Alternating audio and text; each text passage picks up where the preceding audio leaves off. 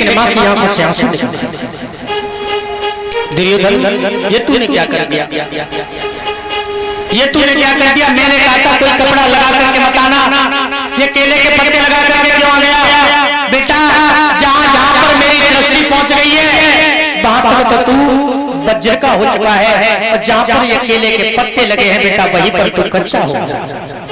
अब तू जीवित नहीं बचेगा बेटा, तू भी मारा जाएगा। मेरा तो कुल का दिया ही बन गया।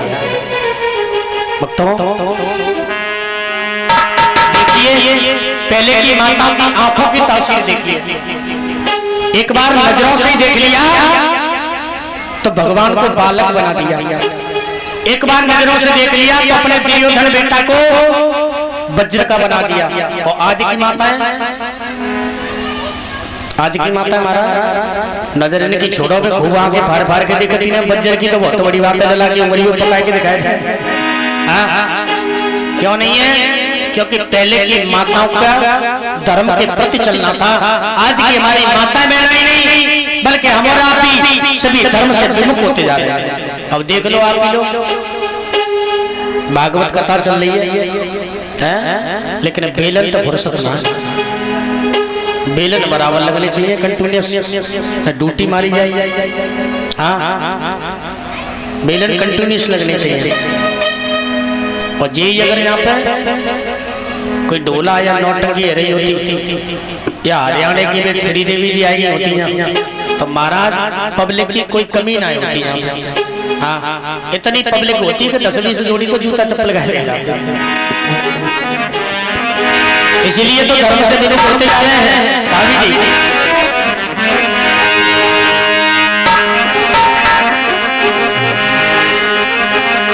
अरे पति की लाज नारी के कर में, जाने ना, अरे पति की लाज नारी के कर में, अरे जो नारी सी नारी है और जैसे मैया का नारी है।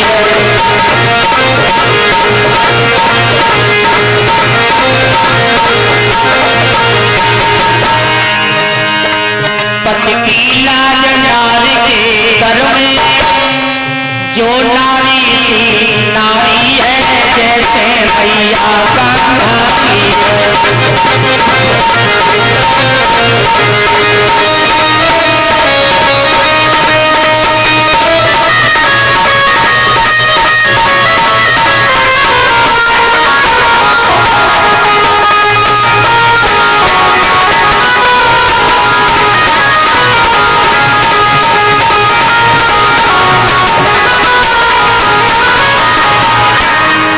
देखो गांधारी मैया की तासीर, जन्म कपटी आंखों से दी, पट्टी चढ़ाई गई नैन के तीर, दुर्योधन वज्र बलवीर।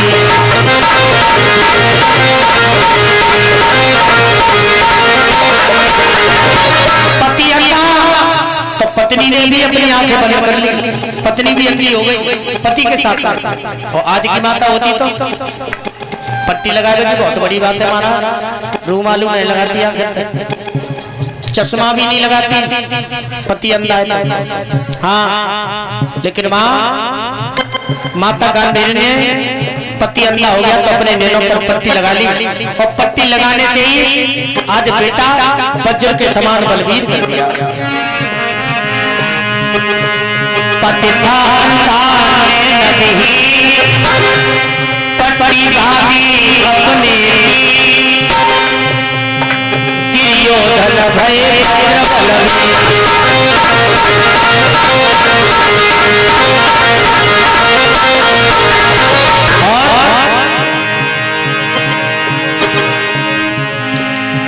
अरे पतिव्रत धर्म में चलो मेरी मैया,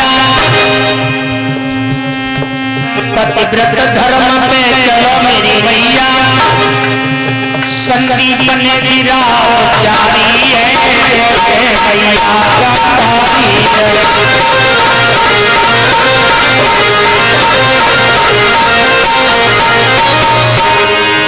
अरे पति की लाज मात के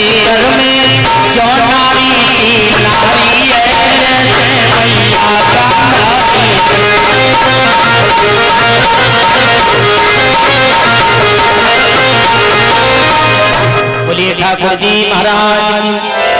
आज गांधारी ने समझाया बेटा जाकर के सरोवर के तीर में जाकर के छुप जाना और अपने प्राणों की रक्षा कर देना।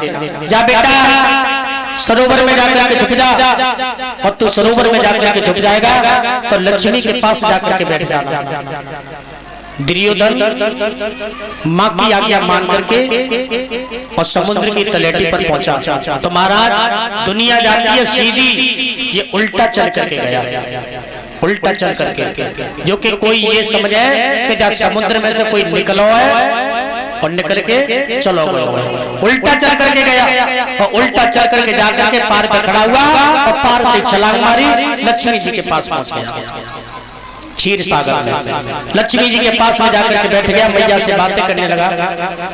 भगवान कन्हैया से पांचों पांडव कहने लगे प्रभु चलो अब तो सब खत्म हो गए कौरव, चलो मैया से तिलक कराते हैं। माँ कुंती के पास में पहुंचे तो माँ कुंती ने कहा वो बेटा सबसे पहले मेरे पास में आए जिस बेटा ने दुर्योधन को मारा। और दुर्योधन तो भाई मरा ही नहीं, परीक्षित मारा। अब जैसे दुर्योधन की बात आई तो पांचों पांडव मन में शंका करने लगे, भैया सब मरते हुए तो देखे लेकिन दुर्योधन मरते हुए नहीं देखा है, इसका मतलब अभी दुर्योधन जिंदा है। हे केशव चलो मैया तिलक तभी करेगी जब दुर्योधन भी मारा जाएगा। भगवान कन्हैया बोले चलो बताए हम देंगे कहाँ रहता है, बाकी सब तुम्हारा काम है। भगवान कन्हैया वहीं लेकर के पहुंच गए जहाँ क्षीर सागर था और क्षीर सागर की तलेटी पर ले जाकर के खड़ा कर दिया। अब भीम ने देखा पग चिन्ह उल्टे बन रहे हैं तो भीम कहने लगो कन्हैया काय को उल्लू बना रहे हो, तुम मुझे कह रहे हो कि दुर्योधन जा क्षीर सागर में, लेकिन हम मुझे कह रहे हैं क्षीर सागर से तो कोई निकल के गया है। भगवान बोले देखो कन्हैया, देखो भीम भैया ताकत में हम ते बहुत आगे हो तुम, ताकत में ज्यादा हो तुम और बुद्धि में ज्यादा है हम, तुमसे कोई कमजोर नहीं है दुर्योधन। तुम जितने चतुर और चालाक हो तुमसे भी कई गुना चतुर चालाक है दुर्योधन, उल्टे खोज बना करके गया है वो अभी इसी में ही है। अब तुम ऐसी कोई बात कहो जा से बोलने करके तुरंत सीधो ही चलो आ गए। सोई भीम खड़ो और भीम ने आवाज लगाई ए दुर्योधन निकल के बाहर आ जा। सारो कुनवा मार गयो और कोई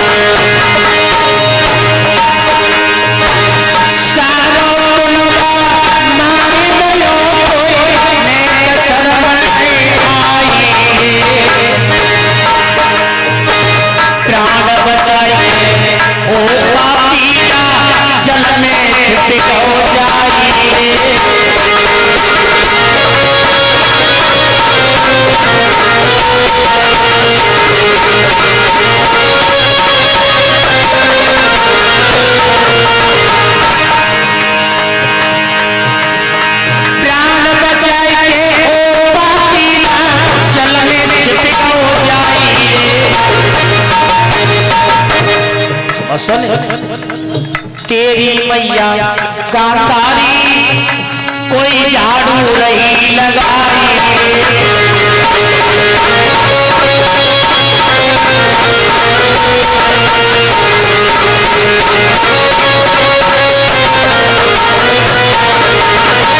भीम कहने लगा तेरी मैया गांधारी हमारे द्रौपदी के आंगन में झाड़ू लगा रही है और पापी जिसके माँ बाप औलाद में होते हुए दूसरों के यहाँ नौकरी करें, अरे ऐसे बच्चा को तो चुल्लू पर पानी में डूब करके मर जाना चाहिए। भीम ने कई पर पाप कोई भरे को ना करो, एक बार उछलने को मनु करो, बोलो ला चलू। लक्ष्मी ने हाथ पकड़ के बैठा लो, बोलो सब झूठ हुआ जी। भीम जितनी कह रहा है जी सब झूठ है, एक बात तो सही ना जाने बैठो रहे। अगर प्राण चाहता तो सिर्फ आज की रात रुक जा, और आज की रात रुक गया तो कल तो मारे विवाह कोई जा दुनिया में।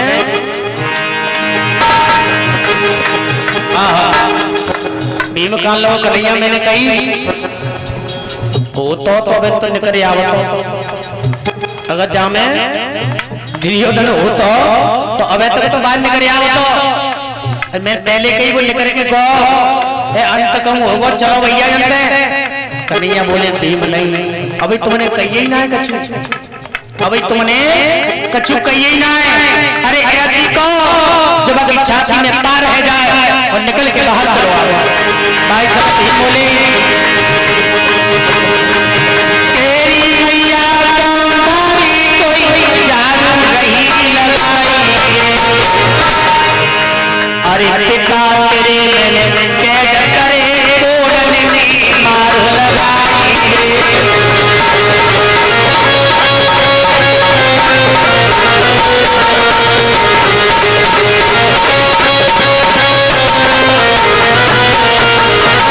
तेरे पिता को हमने कैद कर लिया है। हमारे दो भैया नकुल और सहदेव घोड़ों की बारिश कर रहे हैं उनकी पीठ पर, और पापी तो छुपा हुआ है। वैसे ही सुन तो कुछ नहीं करी अबारी, अरे लक्ष्मी के तीरी लात है मारी, चल तीनों है आज बलधारी, आई गयो पांडव के यारी।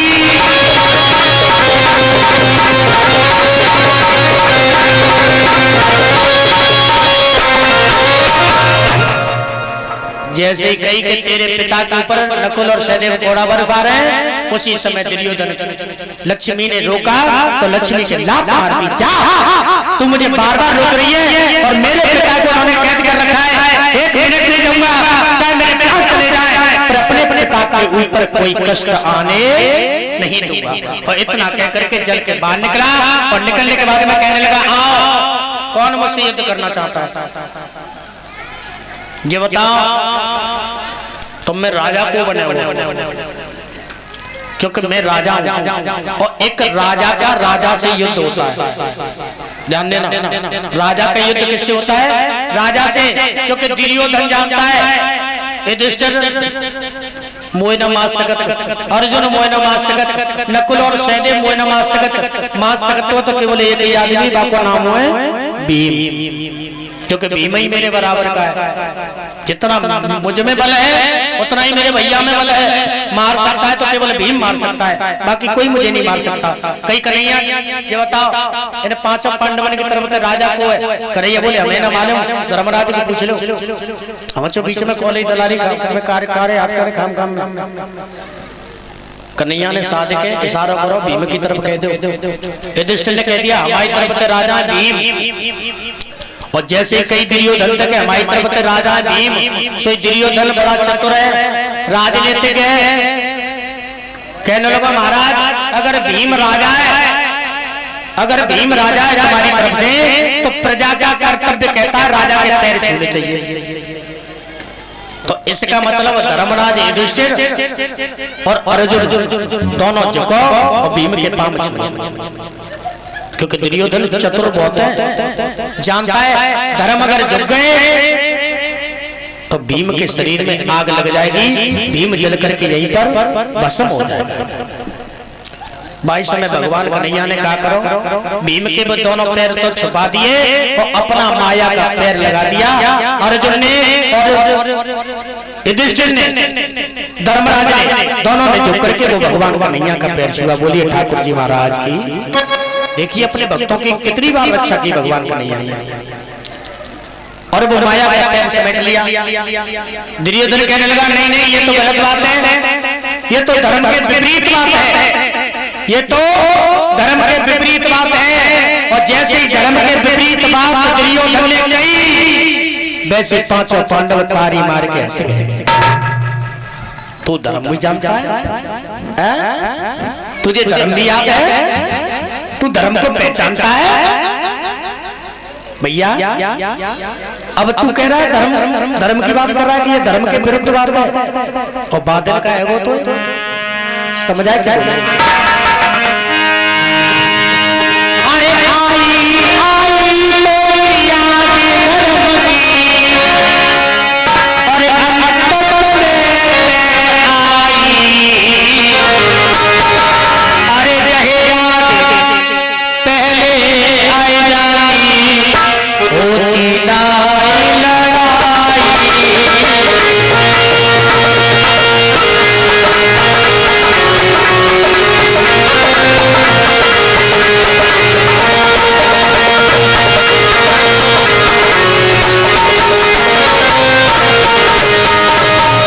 अगर जय याद तो पहले आ जाती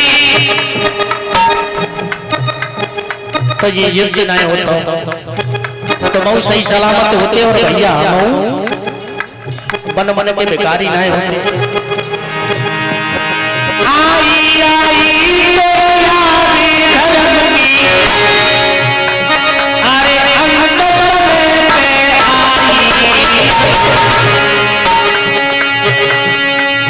जहे याद पहले आई जानी होती ना लड़ाई।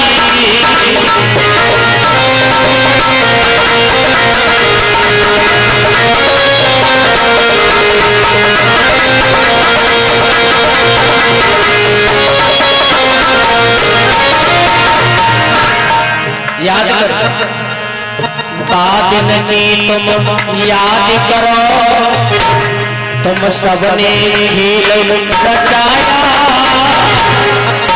एक लो भैया भीम को तुमने जय का भोग खिलाया।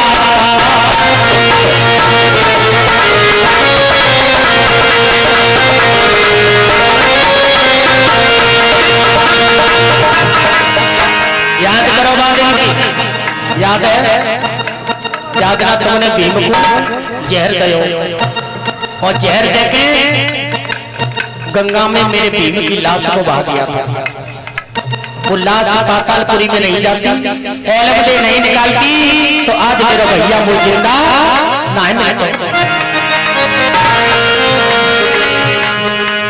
बादल की तुम याद करो, तुम सबने खेल रचाया था,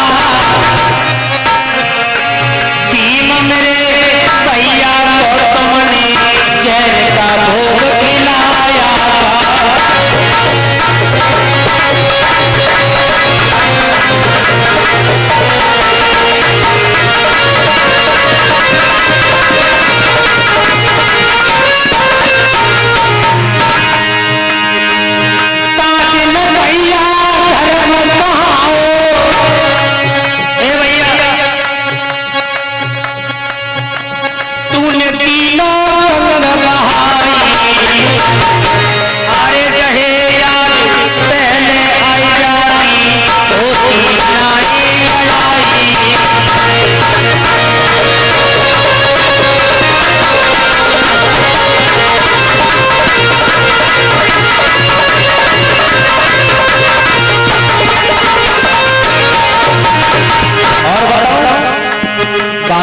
भैया धर्म कहाँ, जब जुआ का खेल रचाया, पतिव्रता मेरी नारी को सभा के बीच बुलाया।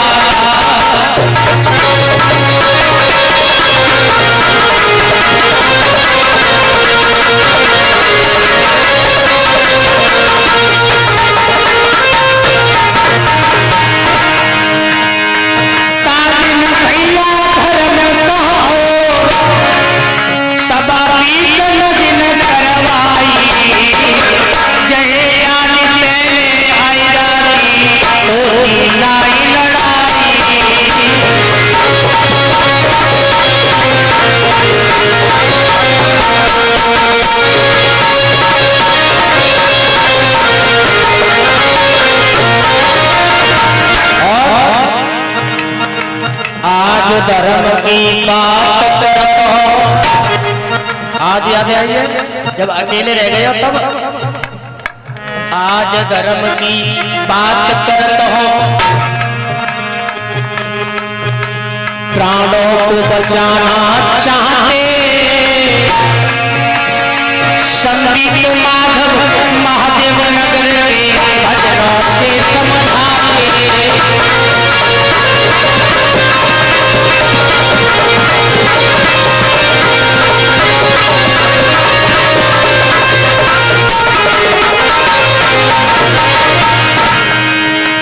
अरे बागिन भैया धर्म का हो, मेरा बेटा गयो मर गई। तो बस सबने चक्रा भीम का खेल रचा करके मेरे बेटा भीम को मार दिया। जय याद पहले आया होती नाई लड़ाई, जय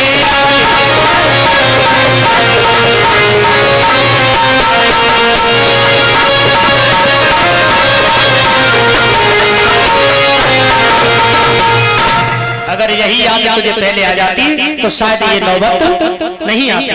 और तो तुझे युद्ध करना पड़ेगा हमारे भीम के साथ में।